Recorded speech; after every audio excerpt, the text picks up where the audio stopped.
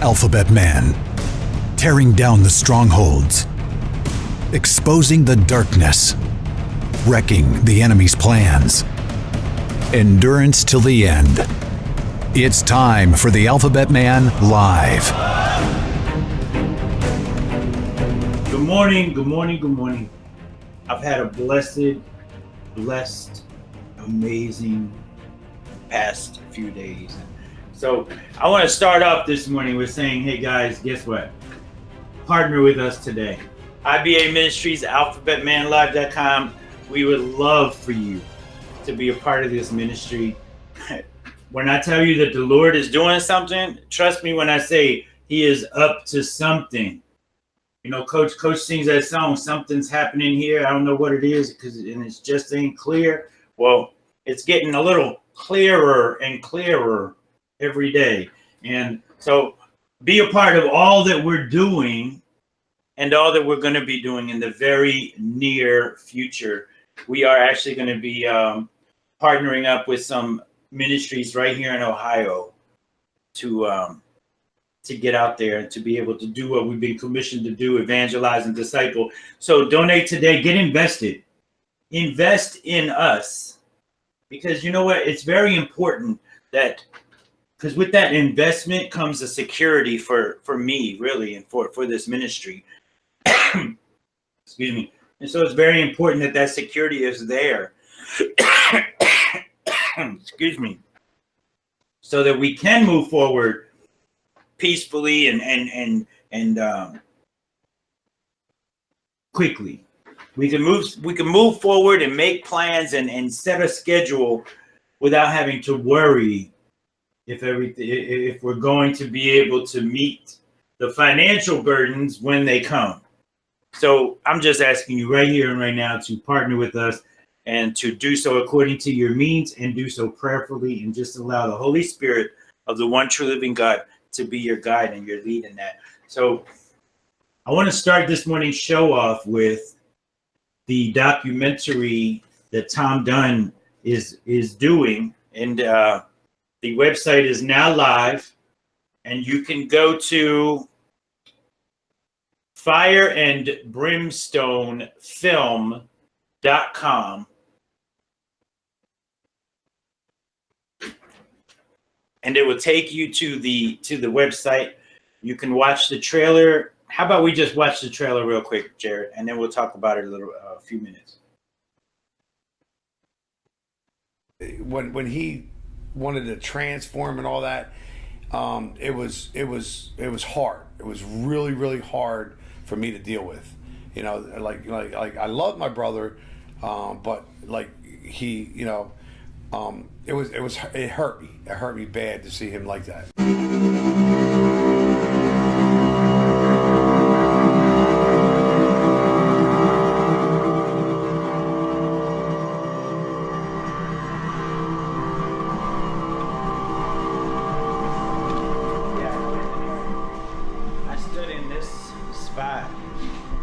So many times as a child and as an adult, even after I came to Atlantic City and waited for that dirty old man to come along and to look at me and touch me and expose himself to me, and this was it. This was the spot.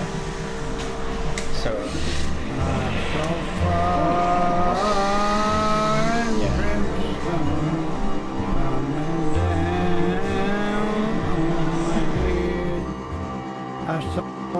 Fire and brimstone come down upon my head.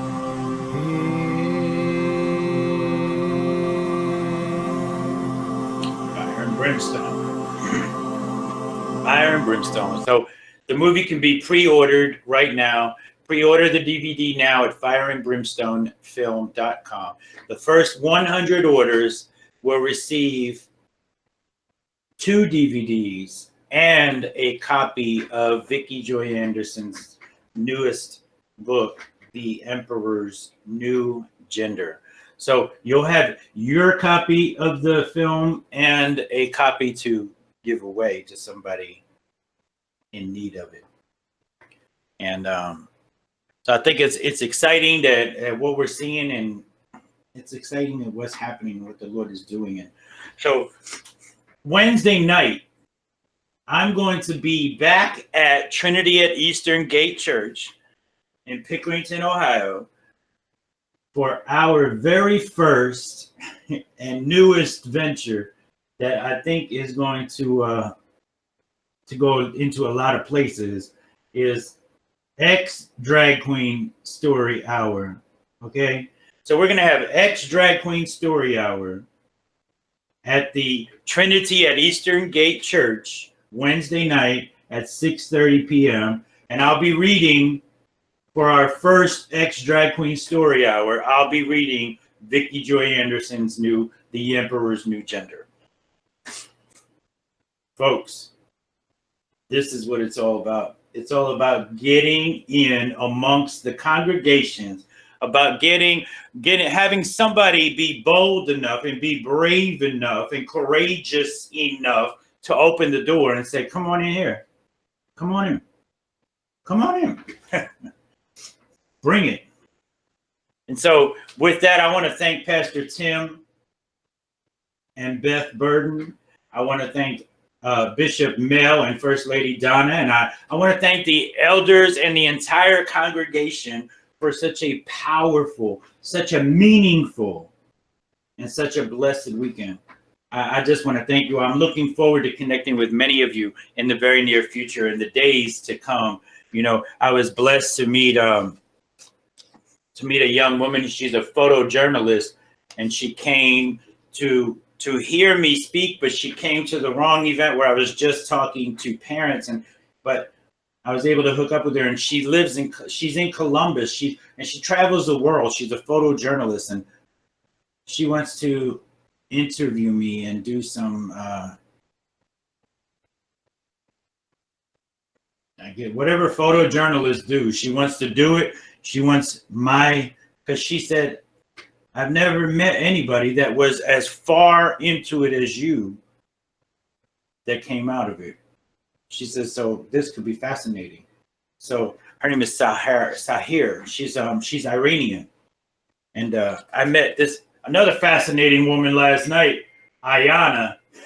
And Ayana stood up after I spoke, and she said, before you can get involved, you have to get informed. And then she went on a rant and started telling everybody, hey, guess what? This is what's happening. Do you think there's not a reason that every supermarket has a bank and a pharmacist in it? Do you not think there's a reason that all of these boys are getting softer and softer and more feminine and more feminine? Do you not think there's who do you think has a hand in that? Oh man, she started talking about out in the lobby with me. She started talking about some things that I was like, well, wait a minute. This is like in this beautiful woman. It was like having Coach, Russ, and Mark Trump all wrapped up into one pretty package. I was like, hey. I was blessed to meet Millie McCarty. And comes to my understanding, she is a legend in ministry and in trauma recovery. And so it's going to be such a blessing to be able to meet with her and get to know her and all that she's doing, and to possibly learn a lot from her. So I want to thank Trinity at the Eastern Gate Church in Pickerington, Ohio, for being courageous and trusting and being obedient to the lead of the Holy Spirit. In a week and a half, I'll be heading to Oskaloosa, Iowa, to bring a witness and a word to the Iowa huddle and all of the people they're bringing in. And I'll be right there along with Coach Dave and many members of the Past Assault and Salt Light Brigade, and they're all going to be there. The Iowa huddle, the Ohio, and the huddle from all over. A lot of members are going to be there, as well as a lot of what do you guys call it out there? Iowites. Just Iowans. Iowans. So there's going to be a lot of Iowans that are thirsty and hungry for information. And that's what we're bringing. That's what it's all about. Hey, Dave, just on that note, Iowa, I sent Denny some info, but they have a big legislative push. They're one of the states that seems to be lining up a lot of the activities in Congress of the state for these activities. So Wow. it's very interesting. I never would have known that. Yep. I never would have even imagined that. I'm like, Iowa. Sorry, Denny. But you know what I mean. So, and don't forget that our first 3-day outreach ministry is planned. It's scheduled. We're moving forward. It's going to be an amazing weekend of evangelism and discipleship, as well as fellowship, as well as intimacy. I'm blessed to have Mark Trump and Zach from Iowa coming down there, as well as Carl Gessler and the KGB, the Carl Gessler Band, his family, as well as Pastor Scott Mullet and his family, and Dan and Ava Stewart from that have the Refuge House of Prayer Chapel, as well as the parsonage that we're being given access to stay in, and we have access to this beautiful home and access to this beautiful chapel. And so Sunday on March 3rd, we're going to have a beautiful, beautiful, beautiful time. We're going to break bread together. We're going to praise and worship our Lord, our God. And we are going to, Lord willing, introduce some new members of the family to some people who stand firm in the truth that can be available for them for accountability. And so we're going to be out in the streets Friday and on Saturday, March 1st and 2nd. And we're going to be introducing people to Jesus through word, deed, and action. Why? Because that's what we're called to do. And so this is going to be, I can't wait, because the first one that we planned was canceled. So speaking of the intimacy that we're going to be having, I want to just say something. You know, the Lord has really been giving me a lot in the last few days on this very topic. You know, when I heard Coach and Roger start talking about the football locker room and the intimacy shared there, you know, I started saying, wow, you know what? Those guys in a towel, naked, in their jock, it didn't matter. They can sit next to each other. They can hug each other. They can cry on each other's shoulder. Because they can be intimate. Because why can they be intimate and the chess club can't be? Because those guys are masculine. See, the masculine men, and a lot of things started connecting this weekend for me, because the masculine men are secure enough, not macho men, but masculine men are secure enough to share intimacy one with another, because there's no, they don't have an agenda. They don't care about what anyone thinks of them. They don't care if somebody sits back and says, well, that looks gay. They don't care about that. Like Jared said yesterday about, you know, if you have 10 soldiers, 10 Marines in one tent, and it's 10 degrees, you got 10 soldiers, you're only going to have 5 sleeping bags being used, because they're going to double up, because they don't have no problem being intimacy, because they are masculine enough and secure enough to share intimacy with other men. And the thought isn't even there. Which is why, you see, intimacy has been perverted. It's been tainted, right? It's already been twisted. Everything now, people think intimate means sex. You go to the mall, you go to the store, you look at the magazine, you look at the catalog, wherever you go, they're telling you that they have intimate apparel, which when you look at it, could only do one thing: It could only tempt the lust of the flesh. And then you're told you're supposed to have an intimate relationship with the Lord. Well, a lot of people don't want to have an intimate relationship with the Lord because they don't want to have a sexual relationship with the Lord, because in their mind, intimacy has already been twisted. They've already been taught and told and indoctrinated to know what intimacy means, when that's not what intimacy means. And so I think our goal needs to be intimacy, masculinity, intertwined. Why? Because it's so important. Because now we see masculinity under attack. After I spoke about this last night at the church, and I came home and my mom was watching Fox, and on Fox, what's her name? Laura Ingraham is talking about the attack on toxic masculinity. And she has one guest that's saying, there's nothing wrong with being masculine. And then she has another guest that's saying it's not about destroying masculinity. It's about rebuilding men. It's about us being more sensitive and this and that. Well, you know what? Because with true masculinity comes intimacy, which means comes sensitivity. You know, this woman, Ayana, I can't wait to have her on the show, because she said something last night that I never really thought about. She said, if you have a set of twins, a boy and a girl, and the little girl trips over a stick and skims her knee, you say, oh, it's okay, honey. Come to mama. It's all right. You go ahead and cry it out. Oh, it's all right, sweetheart. Oh, yes, it's okay. It's all right. Oh, yes, honey. The little boy trips and skims his knee and cries, suck it up. Be a man. Don't do that.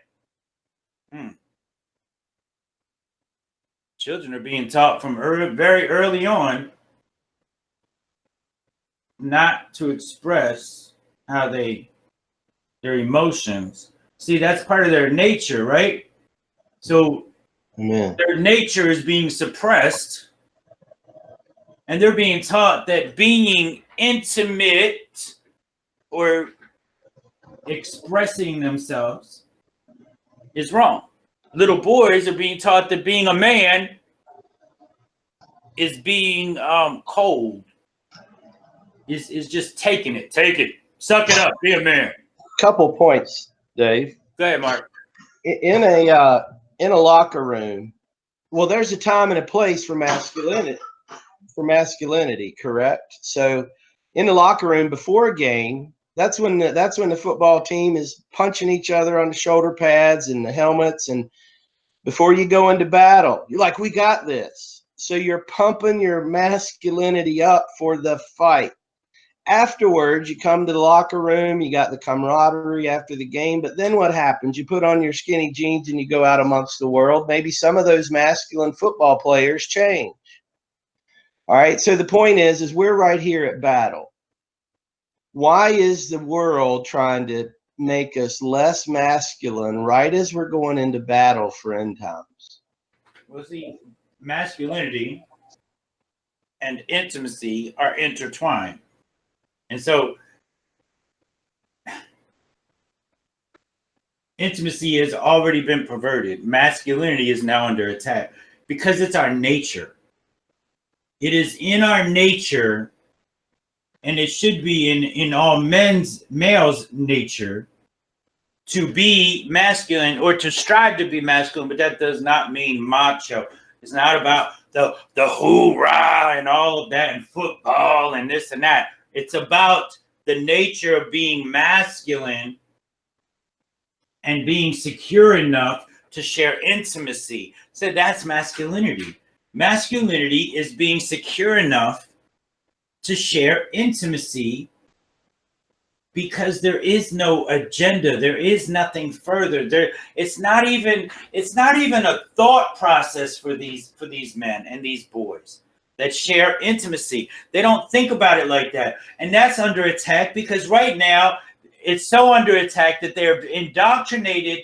These very same boys in these very same locker rooms that 10 years ago could share intimacy, and that was it. It was nothing. That right now, in this day and age, these same boys are being told that it's because they need to share a bromance.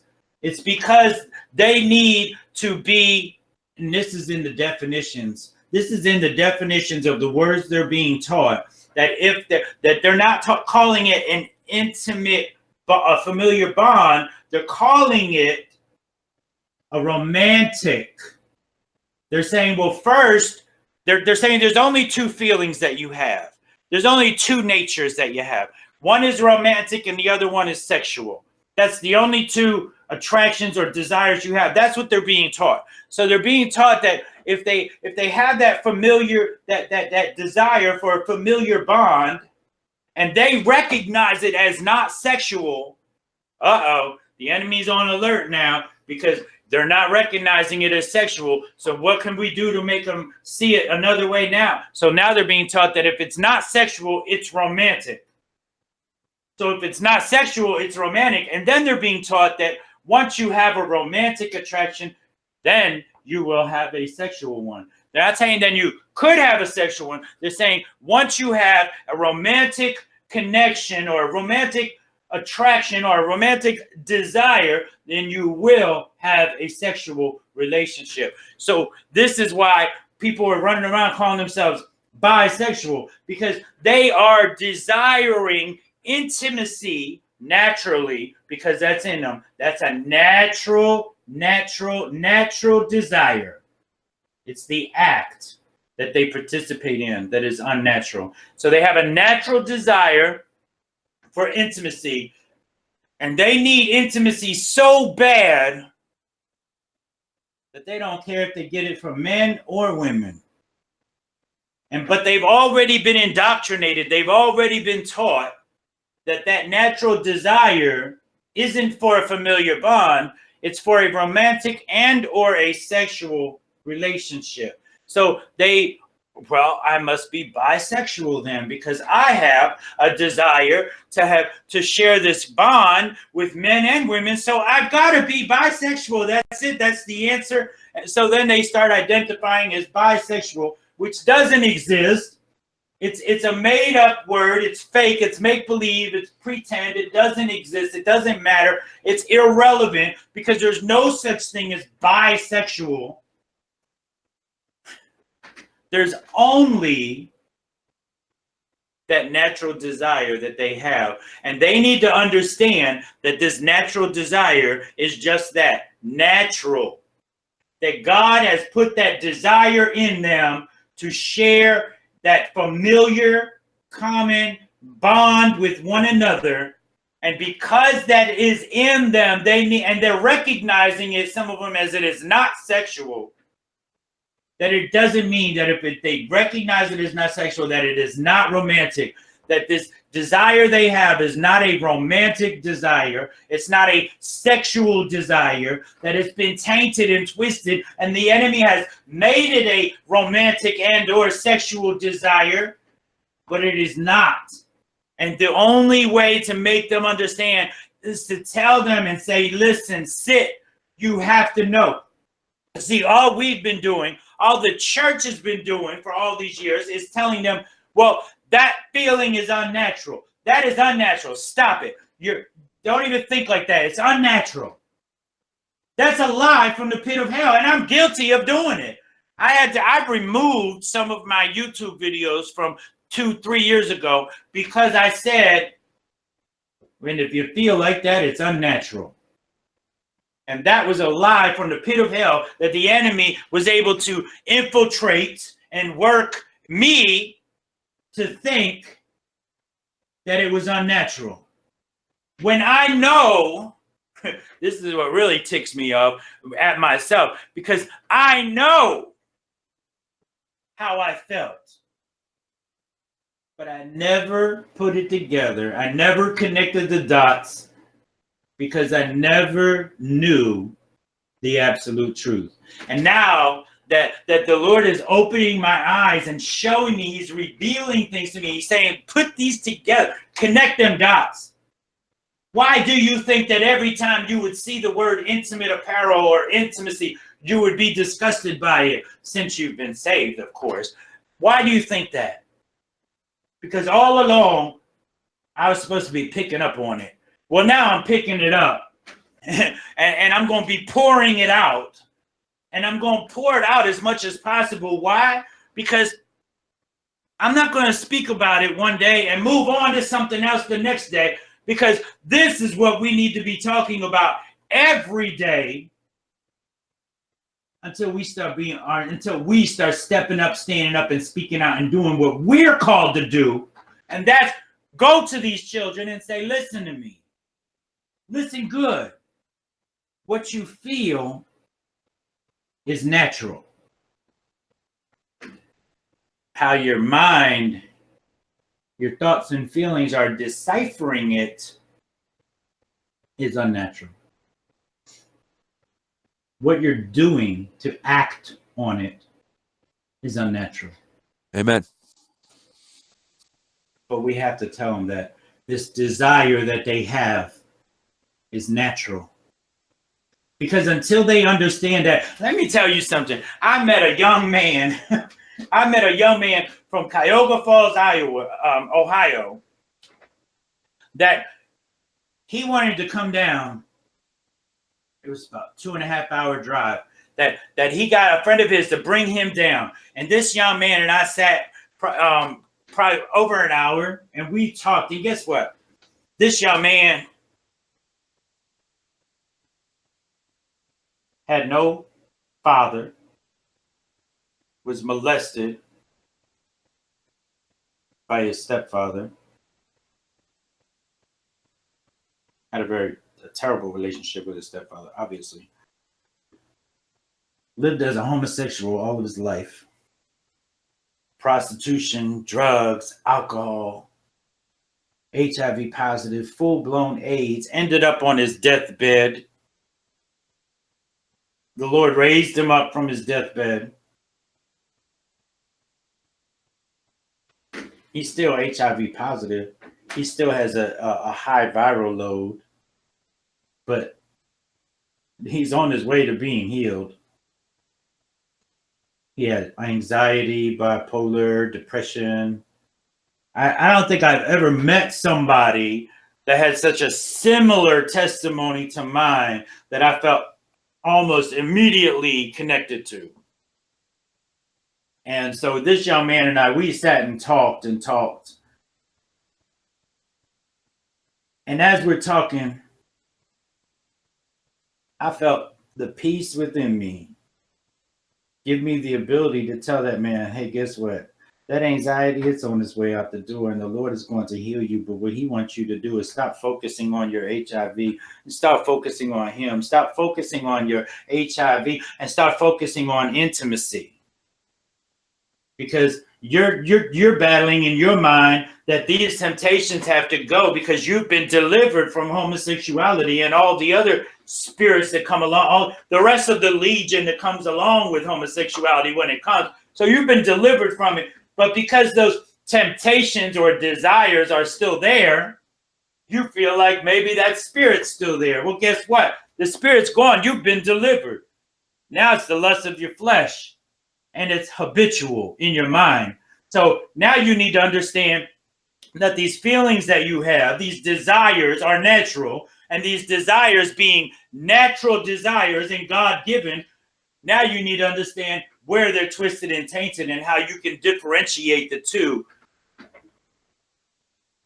And that young man looked at me and said, well, I believe on that. That's confirmation. That's confirmation. The Holy Spirit's been telling me all of this constantly. That's confirmation.